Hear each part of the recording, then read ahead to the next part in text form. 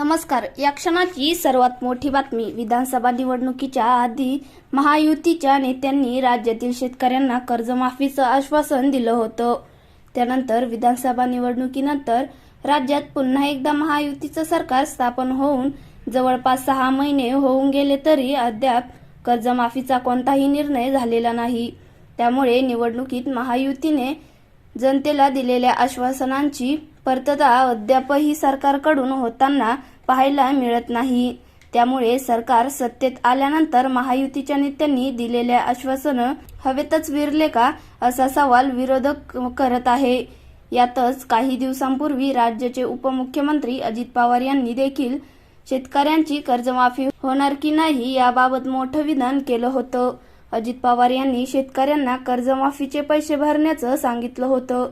सगळी सोंग करता येतात पण पैशाचं सोंग करता येत नाही असं म्हणत अजित पवारांनी पीक कर्जाची परतफेड करण्याचं आवाहन केलं होतं. त्यामुळे महायुतीने दिलेला कर्जमाफीचा शब्द फिरवलाय का असा सवाल उपस्थित करण्यात येत होता. पण यावर आता मुख्यमंत्री देवेंद्र फडणवीस यांनी सरकारची भूमिका मांडली आहे.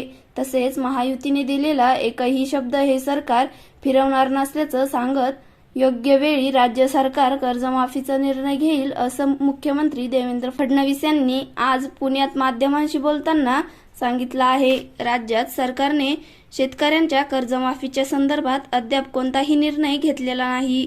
मग सरकारने कर्जमाफीचा शब्द फिरवलाय का असा प्रश्न माध्यमांच्या प्रतिनिधींनी मुख्यमंत्री देवेंद्र फडणवीस यांना विचारला. यावर बोलताना देवेंद्र फडणवीस म्हणाले की मी याआधी देखील याबाबत अतिशय सविस्तर सांगितलं आहे. कर्जमाफी कधी करायची याबद्दल काही नियम आहेत.